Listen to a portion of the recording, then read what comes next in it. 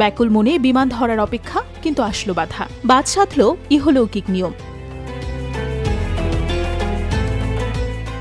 তাই লিবিয়ার এক যুবক তীর্থযাত্রার জন্য তা হয়ে উঠল বিশ্বাস, জেদ আর ভাগ্যের এক অসাধারণ কাব্যিক গল্প। আমির আল মাহদি মানসুর আল গাদ্দাফি নামের সে যুবক বিশ্বাস দিয়ে জয় করেছে সকল বাধা। লিবিয়ার এই যুবক এবছর হজ পালনের জন্য মনস্থির করেছিলেন।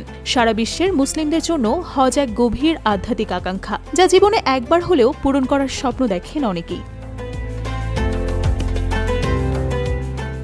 কিন্তু বাদ সাধল বিমানবন্দরেই। আমিরকে ইমিগ্রেশনে আটকে দেয়া হলো। তার পদবি আল গাদ্দাফি। এই অংশই তাকে বিপদে ফেলে। লিবিয়ার সাবেক বিতর্কিত শাসক মুয়াম্মার গাদ্দাফির সাথে তার নাম মিলে যাওয়াতেই এই জটিলতা। 1 দশকেরও বেশি সময় ধরে লিবিয়ার গৃহযুদ্ধের কারণে কিছু সিস্টেমে এখনও সুরক্ষিত তালিকায় ছিল গাদ্দাফি শব্দটি, আর তাতেই ঘটল বিপত্তি। আমিরের দল যখন বিমানে উঠছিল তখনও তিনি কাউন্টারে আটক। তার কাকুতি মিনতি